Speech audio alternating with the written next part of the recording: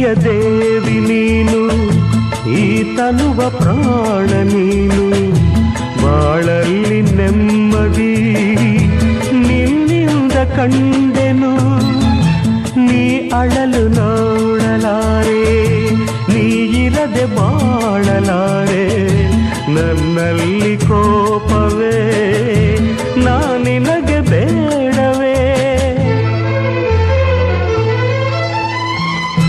ನೀ ದೂರವಾದರೆ ನನಗಾರು ಆಸರೆ,